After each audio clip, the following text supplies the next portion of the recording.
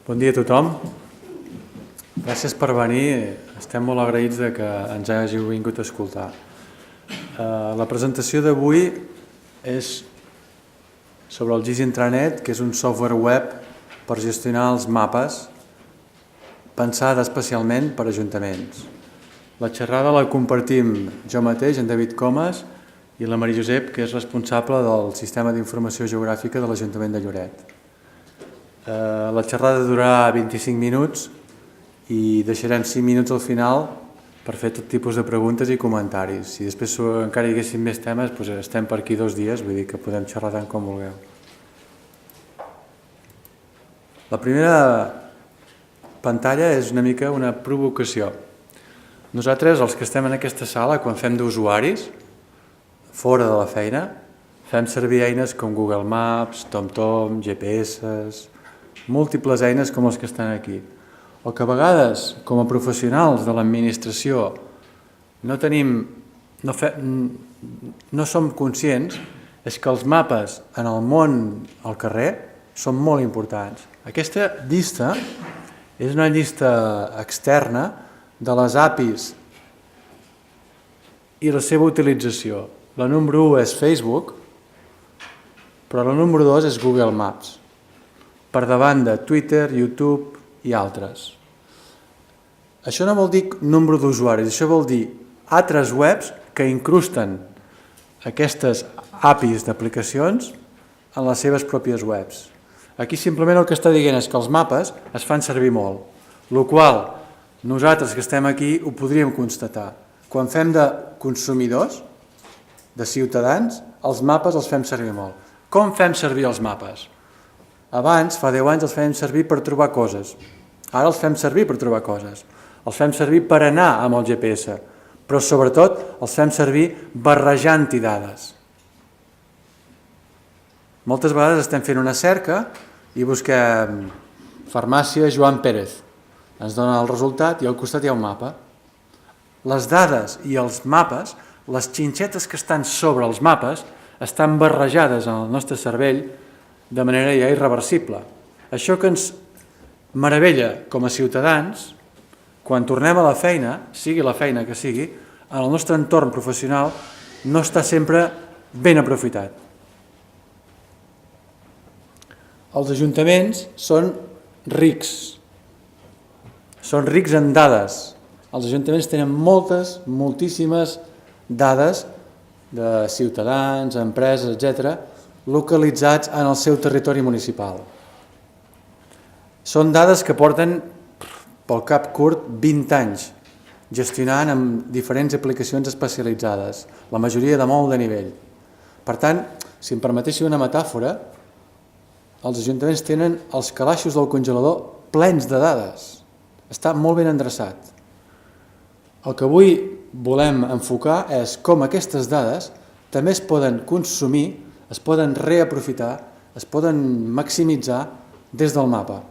És el que intenta mostrar, mostrarem a les pantalles següents. Aquí intenta mostrar diferents bases de dades de gestió, com aquestes, llicències d'obres, IBI, padró d'habitants, permisos de terrasses, ocupació de via pública, en podríem dir 25 més, que la majoria dels ajuntaments tenen degudament en funcionament, amb aplicacions especialitzades, però que molts cops no poden consumir d'una manera fàcil, àgil, des del mapa.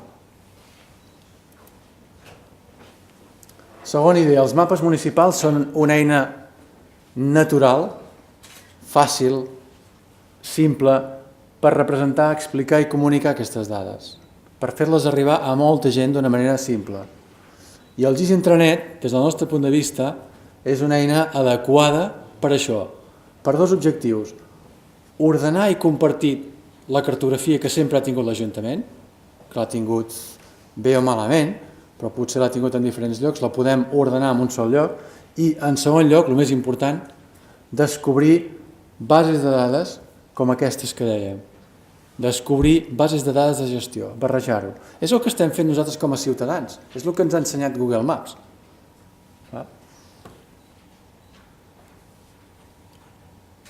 Un GIS corporatiu que amb la boca petita fa una tasca, així entre cometes, d'una mena d'open data intern. Open data intern. I en veureu uns quants exemples.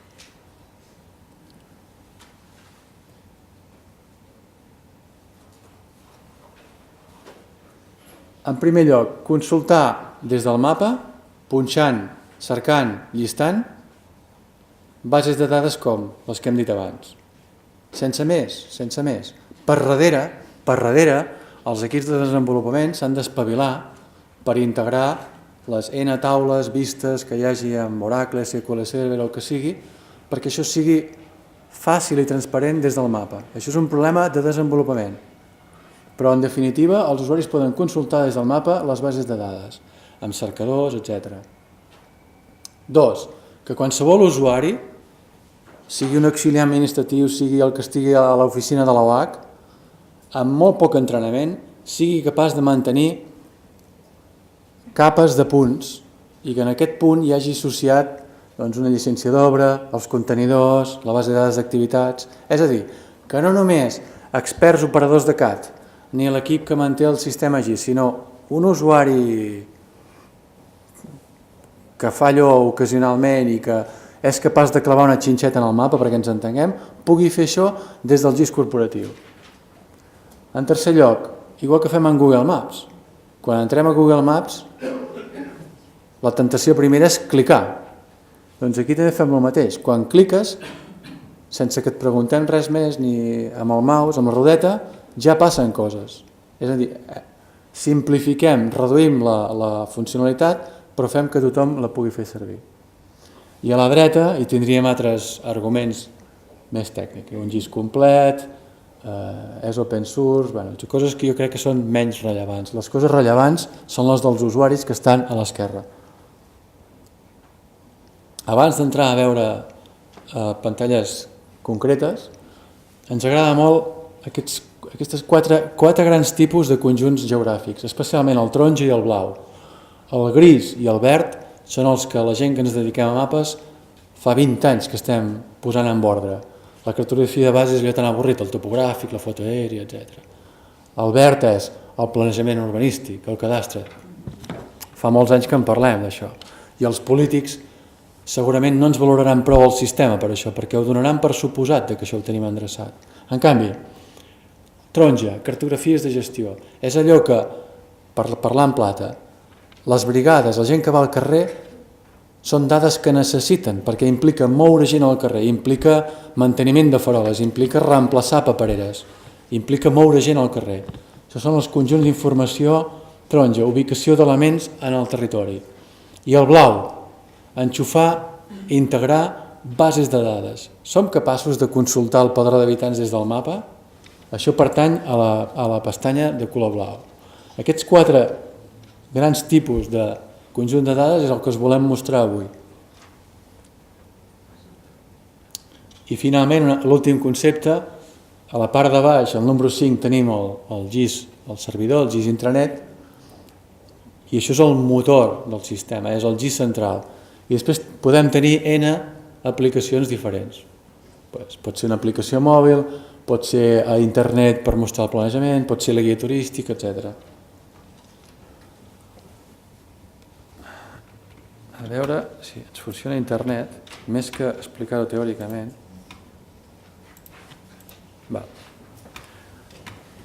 5 conceptes claus, abans que la Maria Josep ens mostri els casos de l'Ajuntament de Lloret.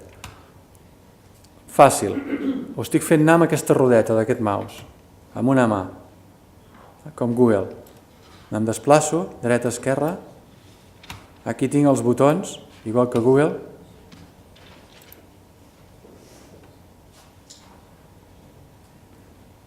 que en un clic passen coses. Clico i passen coses. En aquest cas ens dirà els rebuts tributaris vinculats, ens hauria de dir, vinculats a una parcel·la.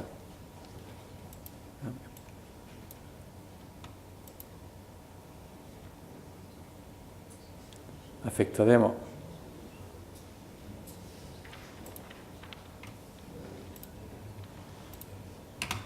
Hauria d'haver passat. Algo semblant a això.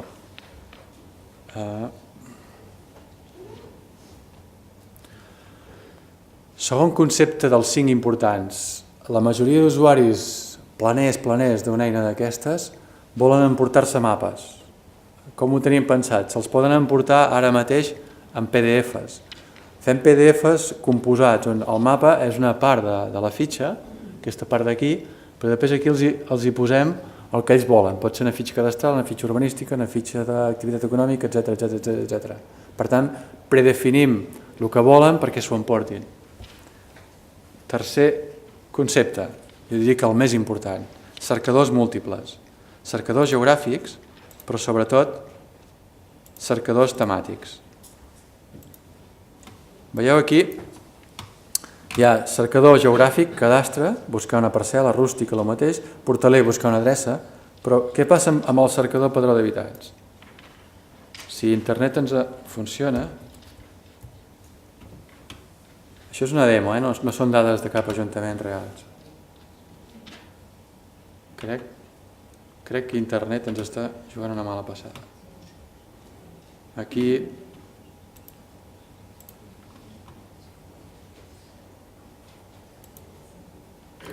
ens sortiria una cosa com aquesta que teniu aquí baix. Ens donaria els candidats. Si aneu al cercador de Google i escriviu qualsevol cosa, us dona candidats.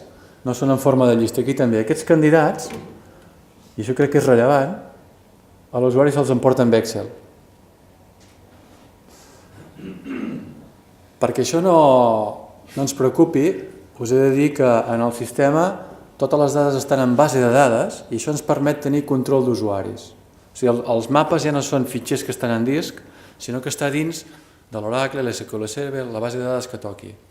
I per tant aquí nosaltres tenim usuaris, permisos i rols. Per tant, els usuaris de la casa autoritzats a consultar les dades confidencials de el que sigui padró són els mateixos que podran fer aquesta consulta i emportar-se a l'Excel. Això que estem mostrant de padró, de facto, ho podríem fer per qualsevol dataset que estigui enxufat. Obres, propietaris, guals, fins a N. Aquest és el tercer concepte clau dels 5. Quart, segmentació de dades. Ho anomenem filtres cronològics i geogràfics. Jo tinc un núvol de punts que són les 2.000 o 40.000 obres que s'han fet en els darrers 10 anys i vull que el mapa, el GIS, m'ajudi a seleccionar ràpidament el que jo estic buscant. Per exemple, en aquest exemple serien els guals. Carai, no, ens està fallant la connexió. Bé, igual. No us vull avorrir més. Podem seleccionar d'aquests 2.000 guals, quins 40 són els impagats del barri de la Ribera. I això es fa amb clics des del mapa. Per darrere insisteixo que hem integrat amb aquestes bases de dades. Cinquè i últim concepte clau, i ja dono el pas a la Maria Josep, que és des del mapa, per a tot tipus d'usuaris, poder editar les xinxetes, diguem-ne, els guals, les activitats, moure-ho geogràficament, però també poder editar els atributs. Si jo estic fent una campanya per revisar els guals, aquests 4.000 guals, i tinc gent al carrer, quan tornen aquests 10 operadors, ells mateixos directament, cadascú ho edita des del GIS intranet. Això té una potència tal que si en un ajuntament, com tots sabem, hi ha moltes bases de dades que estan orfes, que són Excels que els diferents departaments s'han muntat, Access, fan coses que no estan en el corporatiu, això ens permet endreçar-ho a un sol lloc i si no són taules molt complicades, i la majoria no ho són, des d'aquí ho tenen tot, amb la qual cosa estan entrant directament aquí les dades de revisió dels guals, ho estan endreçant i ho estan compartint amb la resta de la casa. I no tinc més per explicar-vos, dono pas a la Maria Josep.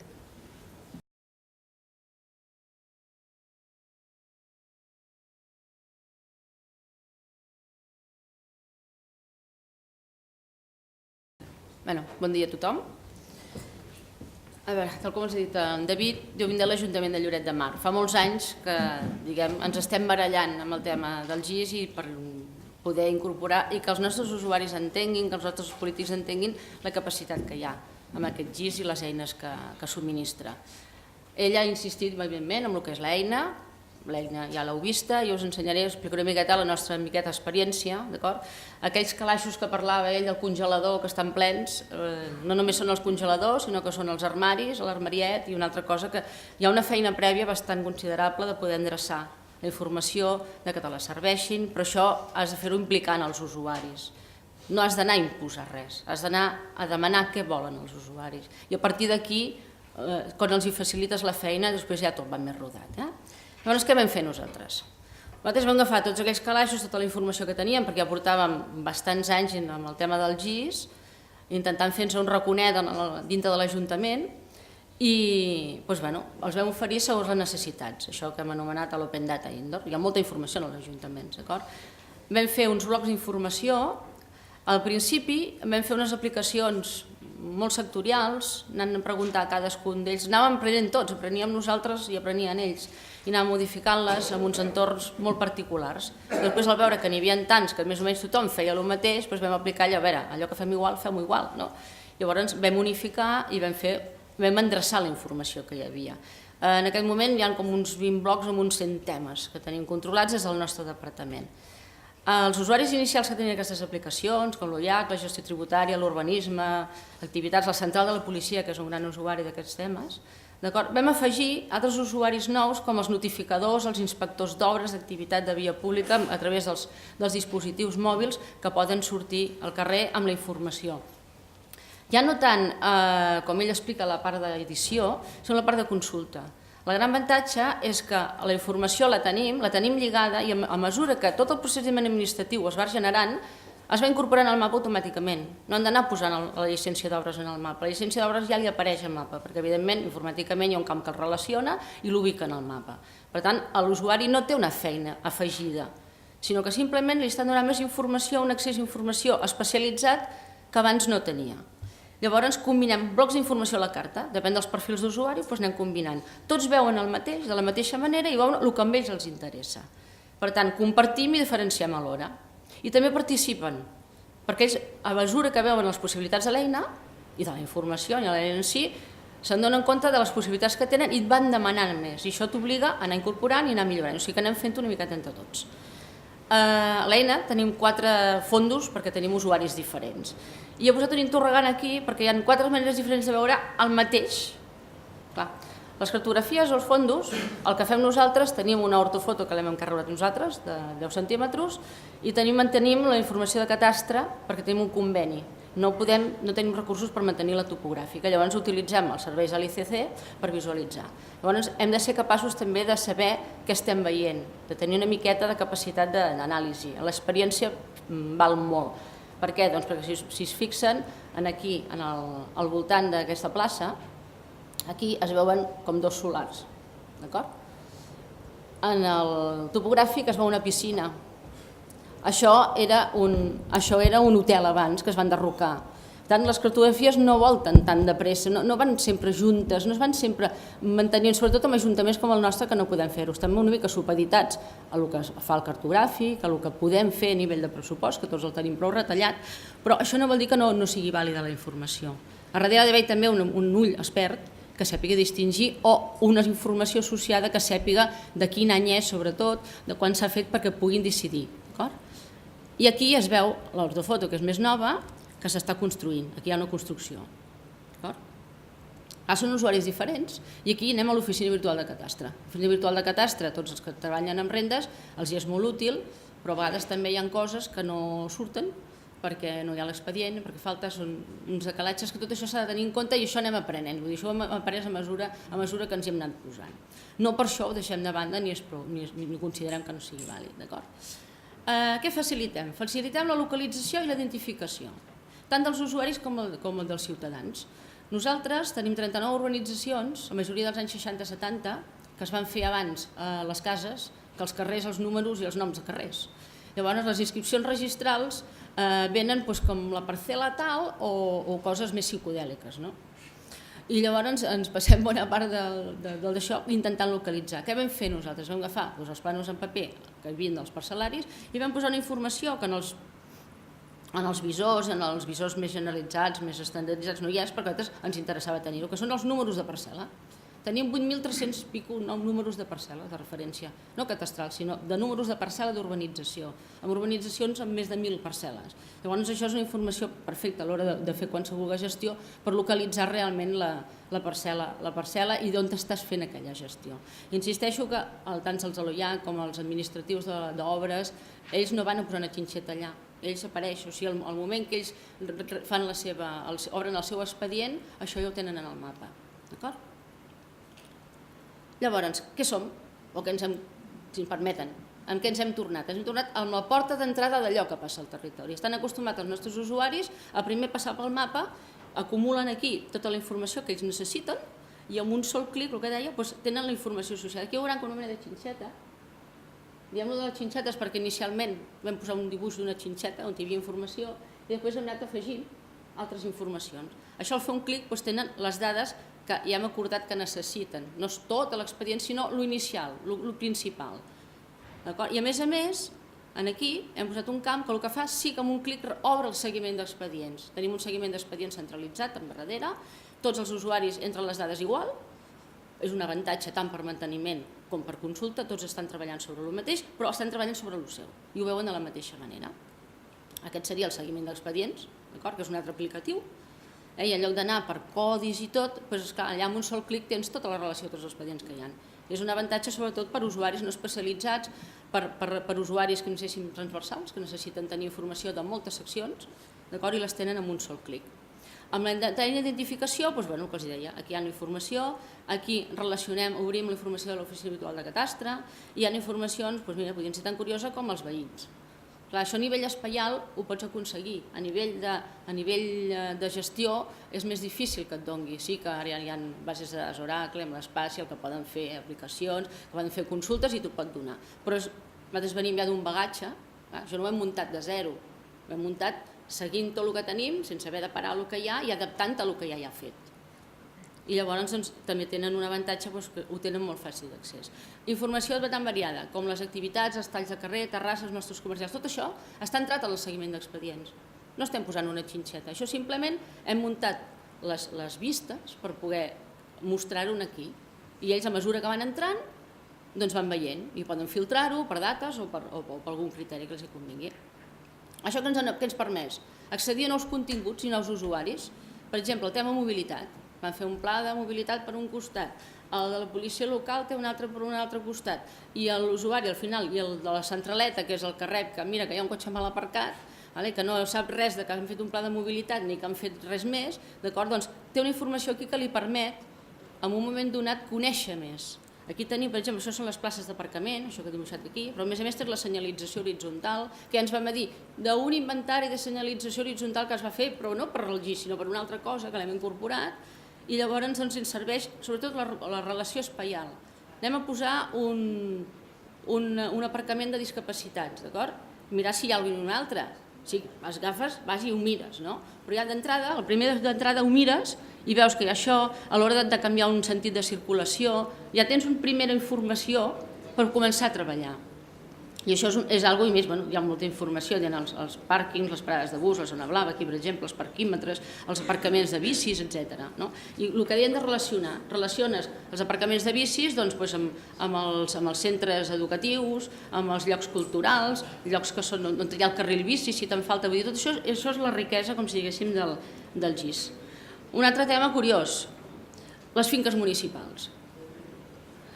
Aquest terreny aquí, perquè és el centre, la zona esportiva, però és el típic que vinguin a preguntar, escolta, en la urbanització aquesta tinc, escolta, una parcel·la, aquesta parcel·la és nostra, no és nostra? El que m'està preguntant no té normalment accés al GIS o no està acostumat a fer-lo servir, llavors és tan fàcil com fer un clic i mirar de qui és, però com que ho demanaven, i sobretot els polítics també ho demanaven, vam dir, mira, anem a punxar, simplement punxant aquí a la capa que vegis totes les on tens finques. I era una de les preguntes que vam traslladar a cadascun d'ells, doncs ja està, ja ho tenen. I sobretot el cap de jardiners, que és molt actiu, doncs aquesta zona verda que hi ha aquí, l'haig de netejar, aquesta parcel·la, que m'estan dient que hi ha un arbre que ja ha caigut o no, doncs el primer pas que fa és mirant aquí a veure si la troba. O sigui que són usuaris molt diversos, els guals igual, d'acord? Amb la planificació a l'hora de posar la senyalització horitzontal, fer canvis, si hi ha un gual, evidentment no pots posar segons què, mirar les grelles, mirant els que paguen, els que no paguen, vull dir, a rendes ho fan servir a la policia local. Llavors la informació corre de manera transversal per l'Ajuntament, ja no és aquell departament que coneix allò i prou, sinó que ja es parlen entre tots. Una altra opció, per exemple, el mercat setmanal. El mercat setmanal anaven amb unes fulles de paper enganxades amb celo i cada vegada que anaven a fer les inspeccions el dimarts, que és el mercat setmanal, no sabien què tenien. Va ser una cosa tan senzilla com digitalitzar les parades i associar la informació que hi havia. Els habitatges d'ús turístic. Lloret és un municipi molt turístic i els habitatges d'ús turístic, tota la regulació i tota la normativa que hi ha hagut, s'ha fet molta incidència. I llavors, esclar, no només tenim apartaments en el centre del poble i tal, sinó que a les urbanitzacions hi ha molt d'habitatge d'ús turístic. Quan hi ha algun incident, què passa? Doncs el primer que fan, centraleta a la policia. I normalment solen ser els incidents en cap de setmana que l'Ajuntament està tancat. Llavors, aquí tenen la informació de qui són, de l'empresa d'assessorament, etc. Llavors, esclar, és una altra de les maneres. Hi ha altres usos que hem fet. Ara que venen campanyes electorals, el repartiment dels fanals. Hem repartit els fanals amb els partits polítics i una altra cosa que vam fer va ser la localització del cementiri. També hem fet un gis amb el que és la gestió tributària, ajuntant-la amb el que és la informació del cementiri. Ara també el mapa d'accidentalitat també hem fet per la policia local i és això, anar agafant les eines i amb el suport dels usuaris que són qui en tenen, que a vegades els informàtics pequem una miqueta de que ens pensem que ho sabem tot, doncs llavors anar a l'usuari i que realment ell sigui qui ens assessori i fer les coses una miqueta a mida, al seu gust. I fins aquí. Moltes gràcies.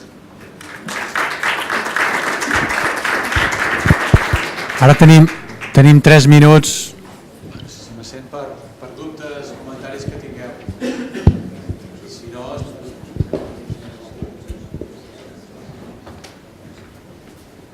Si voleu fer alguna pregunta o comentari, doncs, sisplau.